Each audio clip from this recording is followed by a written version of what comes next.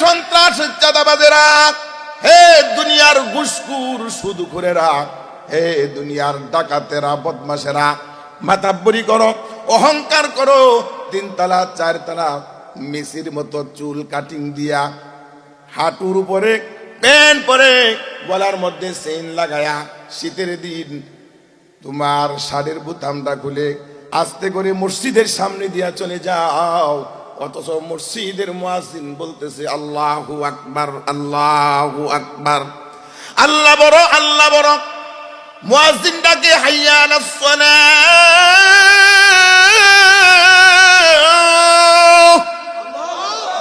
নামাজের দিকে আসো, নামাজের দিকে আসো। আল্লাহ শিখাইয়া দিয়েছেন মুয়াজ্জিন তুই বল হাইয়া আলাল ফালাহ,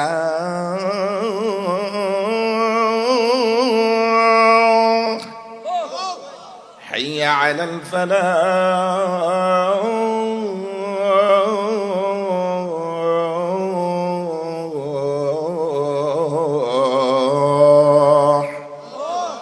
নামাজে আসলে কল্যাণ হবে। কি হবে? নামাজে আসলে কল্যাণ হবে, কল্যাণ। ডাক্তার বানাইছো কল্যাণ নয়, ইঞ্জিনিয়ার বানাইছো কল্যাণ নয়, এফআরসিএস বানাইছো কল্যাণ নয়, এমবিবিএস বানাইছো কল্যাণ নয়, নায়ক বানাইছো কল্যাণ নয়, গায়ক বানাইছো কল্যাণ নয়, চেয়ারম্যান মেম্বার হইছো কল্যাণ নয়, এমপি মন্ত্রী হইছো কল্যাণ নয়, প্রধানমন্ত্রী হইছো কল্যাণ নয়, প্রেসিডেন্ট হইছো কল্যাণ নয়, জাতিসংঘের মহাসচিব হইছো কল্যাণ নয়। কল্যাণ তো তখনই হবে যখন তোমার জীবনটা হযরত আবু বকর, হযরত উমর, উসমানের মতো হবে, হযরত হাফসি বেলালের মতো হবে। বেলাল, এরে বেলাল, কোন সে বেলাল? দূর, বহু দূর হযরত বেলাল চলে গেল, যেই দেশের মধ্যে নবী নাই। আমার আজান শুনলে আর নবীজি নামাজ পড়তে আসে না। আমি যখন আগে আজান দিতাম, আমার নবী আজান শুনে মসজিদে আসত। নবী নাই, আমি কার জন্য আজান দিব? কে শুনবে আমার আজান? কে শুনবে আমার আজান? বহু দূর দূর, বহু দূর হযরতে বেলাল চলে গেল। হঠাৎ করে একদিন স্বপ্নে দেখায় নবীজি বলতেছে, রে বেলাল, বহুদিন হয়ে গেল তুমি মক্কা থেকে চলে গেছো, মদিনাতে নাই, মক্কাতে নাই রে বেলাল। কতদিন হয়ে গেল তোমার আজান শুনি না। এরে বেলাল, তুই কি আমারে ভুলে গেলি? আর কি মদিনাতে আইবি না রে বেলাল? এই আজান তুই কি আর আমাকে শোনাবি না? মক্কা মদিনার মানুষ কি দাও, তোমার সোনার কণ্ঠে নবীজির নামটা একটু শুনি। উঠো বেলাল মিনারাতে, সময় বয়ে যায়,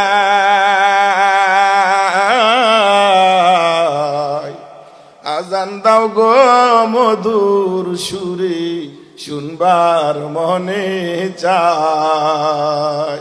আর কে শুনিবেন আমার আজান? আর কে শুনিবে আমার আজান? নবী নাই গো দুনিয়ায়,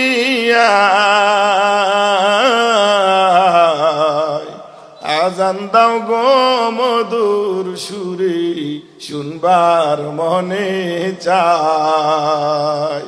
বেলাল তুমি যদি দাও গো আজান, ঠান্ডা হবে তামাম জাহান। আরে তোমার আজান শুনলে পরে, আরে তোমার আজান শুনলে পরে, মুদের পরাণ জুড়ায়। আজান দাও গো মধুর সুরে, শুনবার মনে চায়।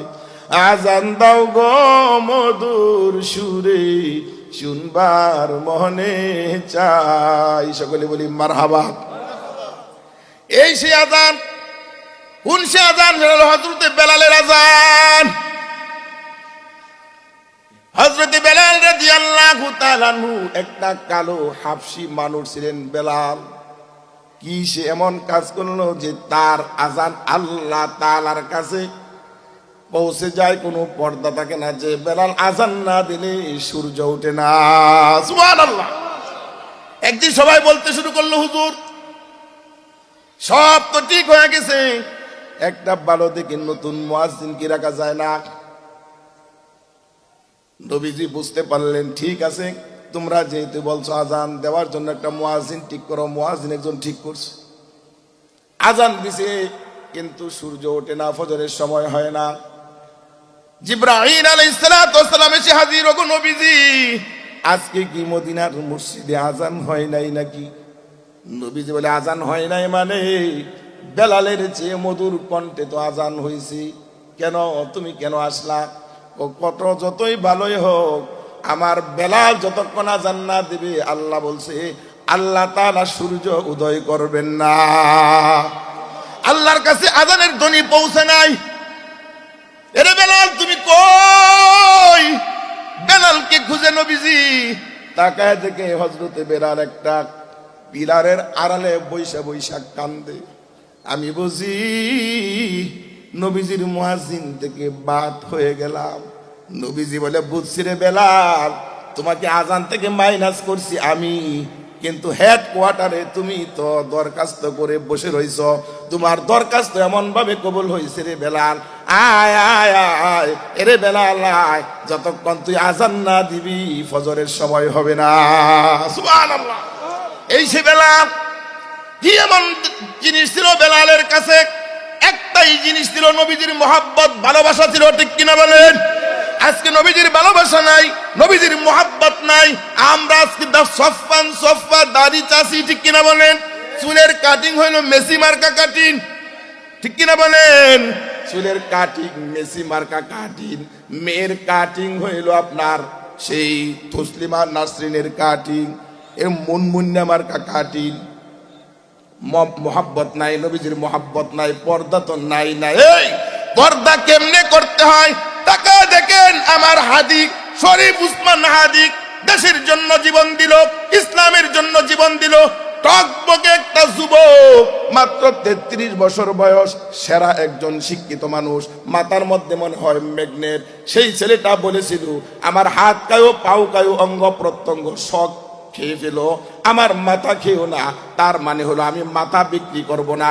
যেই মাথা বিক্রি করার কারণে আমার দেশের টাকা চুরি করে, লুটপাট করে, সুইস ব্যাংকে টাকা, বেগম পাড়ায় টাকা, দেশে বিদেশে টাকা, সব জায়গায় টাকা, বিটকেসে টাকা, মাটির নিচে টাকা, ঘরের নিচে টাকা, খাটের নিচে টাকা, এমন অবস্থা হয়ে গেল বাংলার মানুষ আর চলতে পারে না। নুন আনতে পান্তা পুরায়, বাড়ি ভাড়া দিতে গেলে আপনার বিদ্যুৎ বিল দিতে পারো না, বিদ্যুৎ বিল দিতে গেলে আপনার দোকান বাকি দিতে পারো না, দোকান বাকি দিলে পরে নিজের বিবিকে গয়নাকাটি কিনে দিতে পারে না, ছেলে সন্তানের খরচ জুগাইতে পারে না, ছেলে সন্তানের খরচ দিলে পরে মা বাবাকে দিতে পারে না। যেই মা বাবা এত কষ্ট করে সোনার মানুষ বানাইলো, সেই মা দুঃখে দুঃখে কান্দে, ছেলে টেলিফোন ধরে না, ধরবে কেমনে? ওই দিক দা মা বাবার আহাজারি, ওই দিক দা বিবি বাচ্চার আহাজারি। আল্লাহ তাআলা বলে, বাংলার যুবকেরা, দামাল ছেলেরা, জেগে উঠো, আর বসে থাকার সময় নাই, আর বসে থাকার সুযোগ নাই। স্কুল কলেজ ভার্সিটির ছেলেরা জেগে উঠলো, একটা স্লোগান দিল, নারায়ে তাকবীর আল্লাহু আকবার, নারায়ে তাকবীর আল্লাহু আকবার। স্লোগানে মুখরিত করলো হিমালয়ানে বাসেওয়ালার মতো। টাটনাপ থেকে তেতুলিয়া, রূপসা থেকে পাতুরিয়া, সুন্দরবন থেকে বান্দরবন, বাংলার ছেলেরা যখন আপনার ঢাকার দিকে ছুটলো, কোন দিকে? ঢাকার দিকে যখন ছুটলো, আল্লাহ তাআলা বলে, ধরি না ধরলে কিন্তু ছাড়ি না, এমন ধরাই ধরলাম, দুপুরে রান্না করা খাবার খেয়ে যাওয়ারও সুযোগ নাই। কি কথাটা কি আমার? কার? আল্লাহ কয়, আমি সাধারণ জিনিস দেই ধরে ফেলি। ক্ষমতা চিরস্থায়ী করার জন্য বিডিআর পিলখানা হত্যাকাণ্ড, শাপলা চত্বর হত্যাকাণ্ড, দেশের সেরা মানুষগুলিকে খুন করে, গুম করে, আমাদের মতো ব্যক্তিকে 4-5টা করে মামলা। এই যে বাবুল ভাই, তারও কতগুলি মামলা ছিল, বাড়িতে পর্যন্ত থাকতে পারে নাই। একজন মানুষের নামে 500, 200, 300, 400 কেরো মামলা।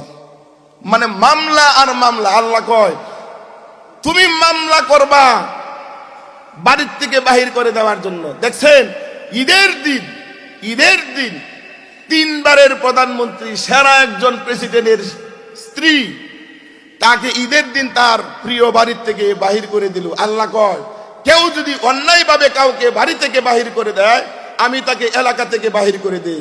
কেউ যদি তাকে এলাকা থেকে বাহির করে দেয়, আমি তাকে দেশ থেকে বাহির করে দেই। কোথায় আছে এখন? কোন মুসলমান রাষ্ট্র জায়গা দিছে? সৌদি আরব জায়গা দিছে?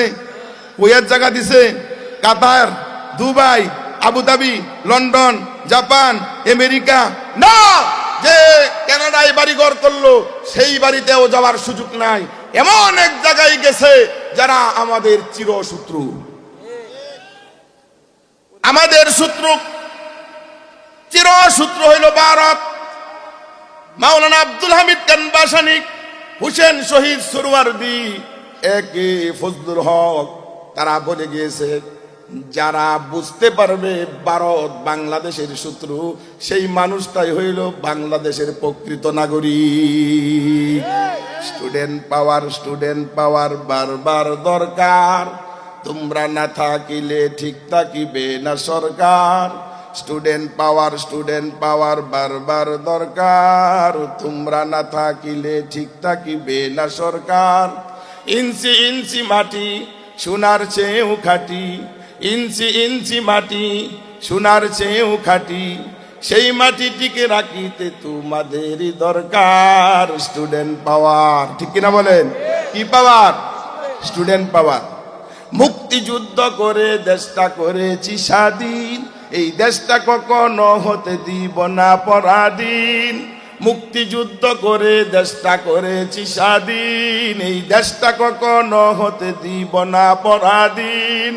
52তেও তুমি, 71তেও তুমি, 90তেও তুমি, 24 সালেও তুমি, আসক যত এই মাটিতে ঘাতক স্বৈরাচার। স্টুডেন্ট পাওয়ার, ঠিক কিনা? স্টুডেন্ট পাওয়ার বারবার দরকার, তোমরা না থাকিলে ঠিক থাকিবে না সরকার। ইঞ্চি ইঞ্চি মাটি সোনার চেয়েও খাঁটি, ইঞ্চি মাটি সোনার চেয়েও খাঁটি, সেই মাটিটিকে রাখিতে তোমাদেরই দরকার। স্টুডেন্ট পাওয়ার, ঠিক কিনা বলেন? এটা আমার লেখা, আর অনেকগুলি সঙ্গীত আমি লিখছি। আলহামদুলিল্লাহ গেলি খুঁজতে পাবেন, আমিনুল ইসলাম জিহাদি গাজীপুরে লিখে সার্চ দিলে পাবেন ইউটিউব এবং ফেসবুক পেজ। যা হোক, এই বাংলার দামাল ছেলেরা কোন?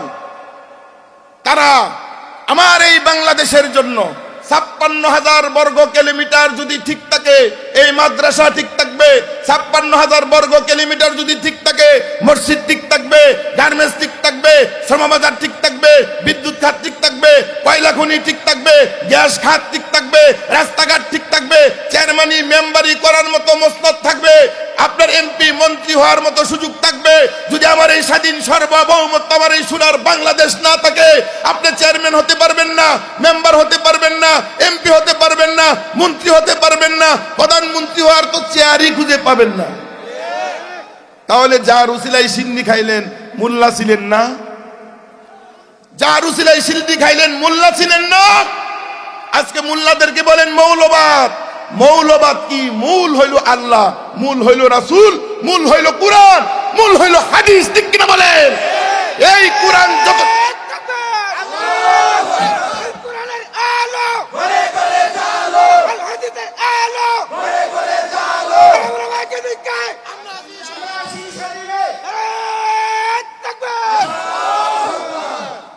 আমরা সবাই হাদি হব, যুগে যুগে লড়ে যাব। আমরা সবাই হাদি হব, যুগে যুগে লড়ে যাব। আমার দেশের মা বোনেরা সাজবে হাদির বউ, খোলা মেলা রাস্তাঘাটে চলবে না আর কেউ, খোলা মেলা রাস্তাঘাটে চলবে না আর কেউ। আমরা সবাই হাদি হব, যুগে যুগে লড়ে যাব। আমরা সবাই হাদি হব, বীরের মতো লড়ে যাব। আমার দেশের মা বোনেরা সাজবে হাদির বউ, খোলা মেলা রাস্তাঘাটে চলবে না আর কেউ, খোলামেলা রাস্তাঘাটে চলবে না আর খেয়ে। ঠিক কিনা বলেন?